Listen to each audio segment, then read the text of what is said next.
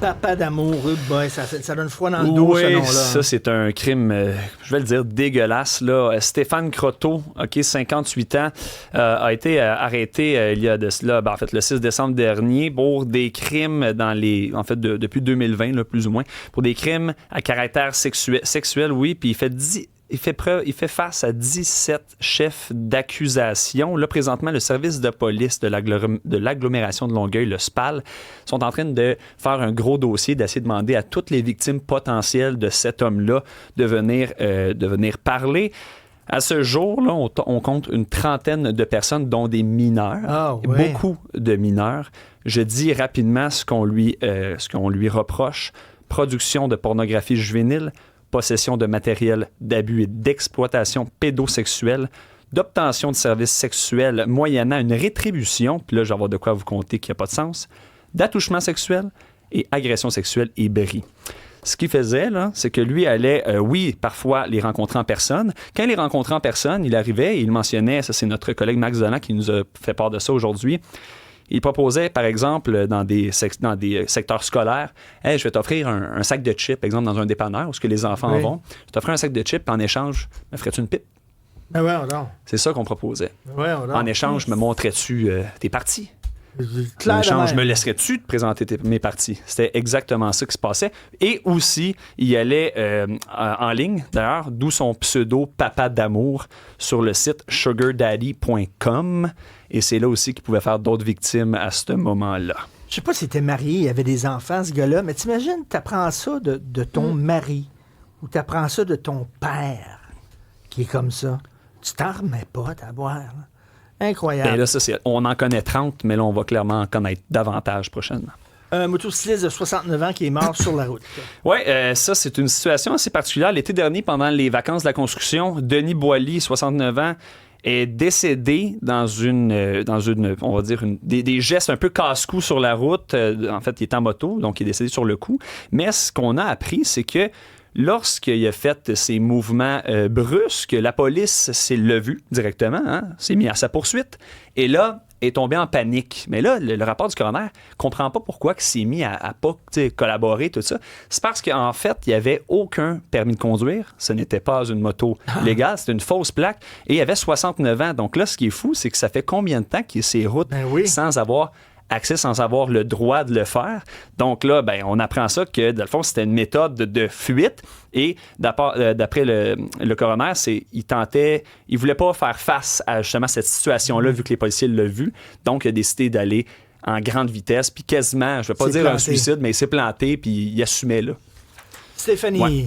Il y a la TAU qui va présenter un premier spectacle accessible aux aveugles. C'est le spectacle Kintsugi, de la compagnie québécoise Machine de cirque qui va être accessible. Comment ça va marcher? En fait, c'est qu'il va y avoir un service d'audio description en direct qui va permettre aux personnes aveugles et semi-voyantes de découvrir comme ça les prouesses acrobatiques. Mais c'est un spectacle de cirque, là. Oui, c'est un spectacle de cirque. La TAU qui met souvent de l'avant les arts de cirque. C'est une chose de voir quelqu'un faire des prouesses incroyables puis que quelqu'un qui te décrit. Là.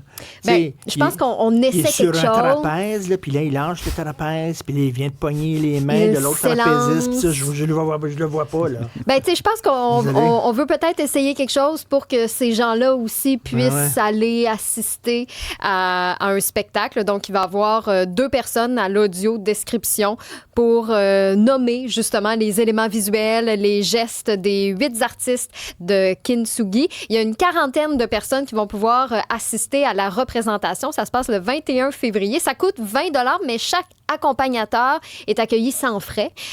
Puis, il faut absolument réserver, mais je me dis, on veut justement permettre peut-être à des gens qui n'ont pas nécessairement la possibilité toujours d'aller assister. Ça part d'un bon endroit, là, mais je le vois pas, là, elle descend du plafond avec un ruban. Puis là, ça tourne autour du ruban. C'est comme quand ils écoutent aussi des séries à la télé. C'est de l'audio description aussi. Donc, c'est peut-être juste Et est-ce qu'on sait si ce spectacle-là, parce que là, ils jouent aussi les artistes, là, ils font des émotions, ils font des grandes acrobaties, est-ce que ça passe aussi pour les gens, on va dire, qui n'ont pas de problème, là, qui n'ont pas de problème de vision? C'est comme par exemple un accompagnateur. Est-ce que moi, plutôt, on peut aller le voir aussi, ce spectacle-là, parce que ces gens-là, ils travaillent fort, là, je veux dire. Oui, non, mais tu as absolument raison. Probablement qu'il y a d'autres représentations, mais je n'ai pas vérifié, donc je vais te revenir avec l'information, mais c'est une première pour la TOU. Et il y a une nouvelle étude aussi qui nous provient de l'Observatoire des technologies médias qui dévoile que la moitié des jeunes Canadiens de 18 à 34 ans regardent des contenus en accéléré. Je ne sais pas si tu fais ça, toi. Absolument. Toi, tu fais ça. Stranger Things, 2 heures, ça m'a pris 1h15. C'est sûr que tu niaises. Je te jure. Moi, j'ai plein de questions. Je suis plus capable de consommer des trucs avec des séquences de parlage, de discussion pendant 15 minutes. Allons droit au but. Mais je te jure. As-tu déjà vu le film La Patate? Non. Mais c'est parce qu'en accélérant comme ça la voix et le rythme, est-ce que tu perds pas un peu du jeu puis de l'ambiance qu'on cherche à créer quand on tourne une scène comme elle est supposée être tournée? C'est-à-dire, j'écoute pas le film en x2. Je skip, j'avance des parties que parfois je juge inutiles dans le déroulement. T'avances directement. Ouais, j'avance directement. Parce que là, quand on dit accélérer, c'est qu'exemple sur YouTube ou sur Netflix, tu peux regarder une émission d'une heure en 1.5, par exemple. Donc, tu sais, un épisode d'une heure devient 45 minutes, voire 30. Oui, ça accélère l'image, mais ça accélère la voix aussi. Donc, ça teinte, pas à 100%, tu deviens pas une chipmunk, là, mais tu sais, comme ça teinte un petit peu ton... Mais Olivier, j'étais un peu dans ton équipe parce que même moi qui adore le cinéma, à cette heure, quand je regarde un film à la maison, je le vois en 2 parties. Je regarde comme un film d'1h30, je vais regarder 3/4 d'heure aujourd'hui, puis demain, je vais regarder les 3/4 d'heure qui restent. On dirait qu'à force de regarder des séries puis tout ça, je suis comme plus capable de regarder quelque chose qui dure 2 heures d'une shot. Jean-Philippe, t'es-tu comme ça, toi aussi? Même chose pour moi. Je suis toi plus capable d'un hein? film au complet. Faut que je l'arrête, je le repars. On a la bougeotte d'un genre. Je regarde en 2-3 fois les films au complet. Maintenant, on est tellement habitués des trucs qui durent 45 minutes, 50 minutes. Que c'est punché et tout ça, ouais.